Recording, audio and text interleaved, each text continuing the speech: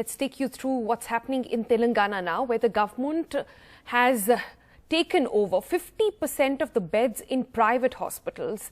This in a meeting with representatives of hospitals, in private hospitals in the state. All of this has been done to fight the COVID outbreak. And Uma Sudhir now joins us for more on this. Uma, what exactly has prompted this move, and clearly the first in the country?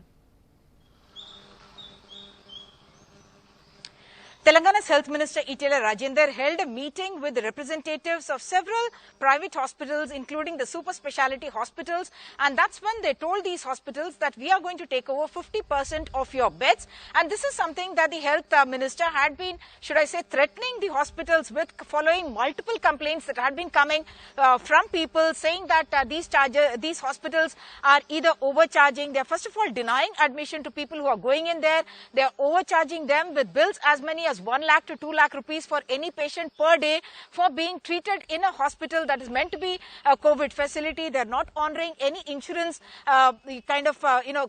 policies that these people may have. They're also saying that there were instances where dead bodies were not returned because the bills were still pending and the payments had not been made. They were also insisting on CT scans, X-rays and blood tests for people who had to be admitted possibly as COVID patients, even though they had facility for either the RT-PCR or the antigen test itself. 1,039 complaints had come to the government, and the government is in fact examining these complaints to see what kind of complaints are coming. Already we have seen Deccan hospitals and Virinchi hospitals, the license to treat COVID patients has been cancelled, and it's following that, and also the High Court actually expressing a similar view, saying that the government should take over at least 20% of the private hospital beds because they were not following the guidelines and norms that have been issued by the government. So now what happens is, today the representatives are once again meeting with the Director Public Health and other officials. They're going to work out detailed guidelines. This is being done under the Epidemic Diseases Act that empowers the government to have special powers to take over these kind of beds in private hospitals as well.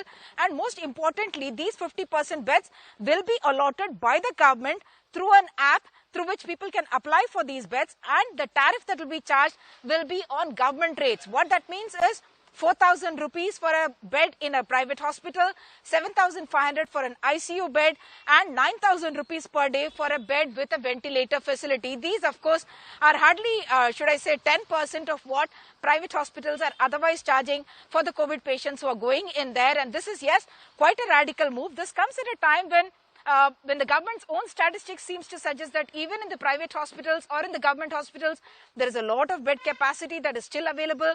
The numbers that Telangana has shown, of course, with the accusation that the testing is less than 7 lakhs so far that's happened.